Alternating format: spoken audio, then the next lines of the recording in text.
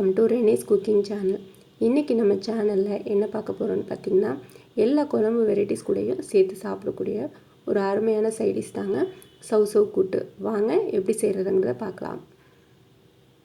ஒரு சவ்வை தோல் சீவிட்டு இந்த மாதிரி பொடியாக கட் பண்ணி நான் இன்றைக்கி தண்ணியில் சேர்த்து வச்சுருக்கேன்.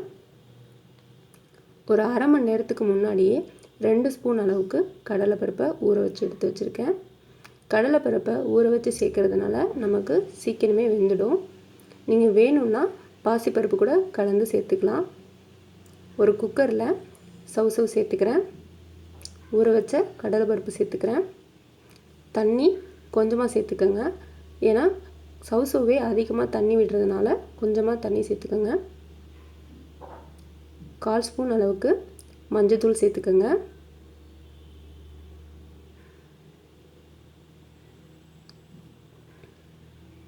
காய்க்கு தேவையான அளவுக்கு உப்பு சேர்த்துக்கோங்க. சேர்த்து இதை 2 விசில் விடலாம். தேங்காய் பேஸ்ட் அரைச்சிக்கலாம். அதுக்கு 1/4 மூடி தேங்காய், 2 பச்சை மிளகாய், கொஞ்சமாக ஜீரகம். இதை இந்த அளவுக்கு பேஸ்ட்டாக அரைச்சிக்கோங்க. ரொம்ப ஃபைன் பேஸ்ட்டாக அரைக்காமல் இந்த அளவுக்கு கொரகொரப்பாக அரைச்சிக்கோங்க. 2 விசில் வந்துருச்சு. காய் பாருங்கள் நல்லா வெந்துருச்சு. காய் இந்த அளவுக்கு வெந்திருக்கணும். பருப்பு இந்த அளவுக்கு வெந்திருக்கணும். ரொம்ப மசிய வெந்துடக்கூடாது. இப்போ நம்ம தாளிச்சிக்கலாம். தாளிக்கிறதுக்காக ஒரு பெரிய வெங்காயத்தை கட் பண்ணி வச்சுருக்கேன். கொஞ்சமாக உளுந்தம்பருப்பு, கடுகு, கருவேப்பிலை. ஒரு கடாய் வச்சுக்கோங்க. கடாய் நல்லா சூடானதும் ஒரு 2 ஸ்பூன் அளவுக்கு எண்ணெய் ஊற்றிக்கோங்க. எண்ணெய் நல்லா சூடானதும் கடுகு சேர்த்துக்கலாம். உளுந்தம்பருப்பு சேர்த்துக்கலாம். கொஞ்சமாக ஜீரகம் சேர்த்துக்கலாம்.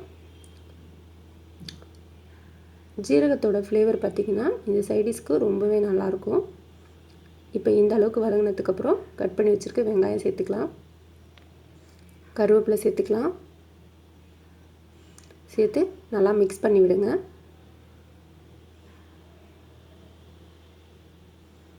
இந்த அளவுக்கு வெந்ததுக்கப்புறம் நம்ம வேக வச்ச காய் சேர்த்துக்கலாம்.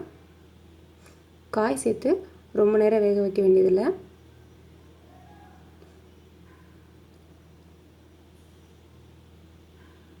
காய்க்கு தேவையான அளவுக்கு உப்பு சேர்த்துக்கோங்க.